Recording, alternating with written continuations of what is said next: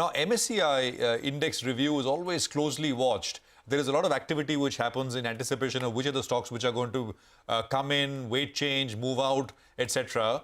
And then the list is announced. By the way, the list is going to be announced for the next set of changes today. And of course, then there'll be an effective date of these changes, which is going to be some time away. Vivek is here with the key expectations from the markets. Vivek, over to you. Well, that's right. So the all-important MSCI semi-annual index review is what is in focus. So the list of changes would come to us, early tomorrow morning. So November 11th morning, you will have the list of inclusions as well as exclusions from the MSCI. Two indices, the MSCI Standard Index and the MSCI Small Cap. So the MSCI Standard Index is the one, that holds more weightage and is more closely tracked as far as analysts are concerned, given the high tracking or the high passive funds that actually track this particular index. So adjustments will take place on November 30th.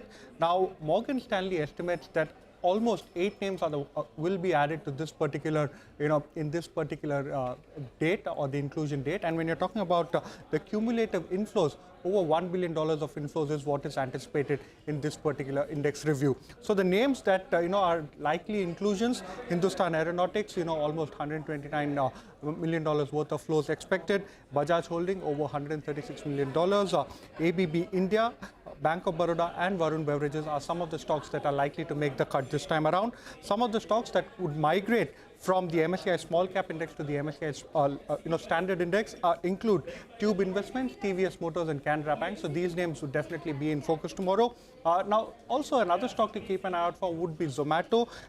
Morgan Stanley estimates that Zomato could see a significant weight increase that could lead to inflows of over $167 million. So another name to keep an eye out for. And an outside chance is Indian Hotels. IIFL Alternatives actually expects this particular stock to make the cut this time around. Inflows of almost $182 million is anticipated. On the other hand, IGL and Biocon are the stocks that are expected to be excluded from the index this time around. Okay, all right.